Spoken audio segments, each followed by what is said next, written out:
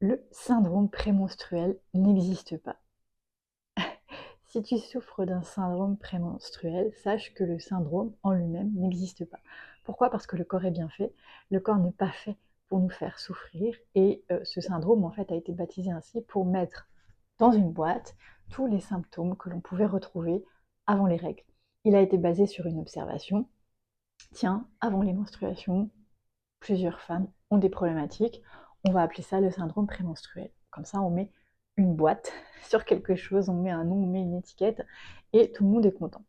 Avec ça, on te donne des solutions, éventuellement des hormones, pour réguler tout ça, ce qui bien sûr ne fonctionne pas parce que les hormones chimiques sont donc bien chimiques, et surtout elles oublient un paramètre, c'est-à-dire que le système hormonal, il est très bien fait, encore une fois, parce que ton corps est intelligent, c'est-à-dire qu'il est fait pour s'auto-réguler. Donc, si tu as des symptômes prémenstruels, c'est qu'il y a un dysfonctionnement dans la régulation hormonale. Si tu viens en plus rajouter des hormones pour réguler tout ça, ça ne marche toujours pas. Pourquoi? Parce que tu injectes dans un système qui ne s'autorégule pas une quantité d'hormones, voilà, et en plus du chimique. Donc tu viens perturber au plus le système. Cela dit, le corps étant bien fait, il s'adapte, il essaye de trouver des solutions. Les déséquilibres s'expriment peut-être autrement que ce que tu crois.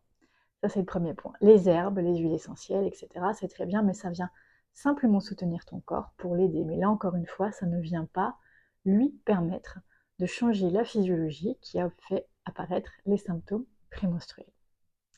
Ces symptômes prémenstruels, c'est quoi si ce n'est pas un syndrome?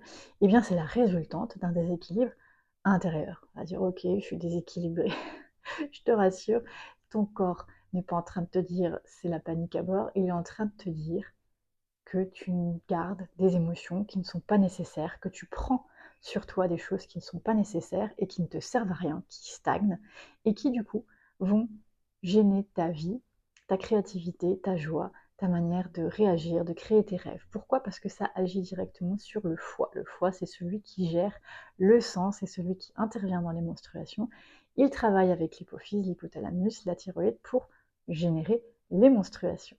Le foie, dans la médecine chinoise, correspond à la colère. Il faut savoir que la colère, c'est aussi la joie et c'est aussi la détermination à réaliser ses rêves. Donc, les symptômes prémenstruels t'indiquent que tu gardes des émotions en toi, peut-être des choses qui te mettent en colère et que tu ne te permets pas ou tu ne t'en rends même pas compte, parce que ce sont des conditionnements qui ne te font pas vivre ton émotion, qui vont au final enlever un peu de joie dans ta vie, même si tu ne t'en rends pas compte, et gêner ta créativité, ton potentiel. Voilà ce que te disent tes syndromes prémenstruels.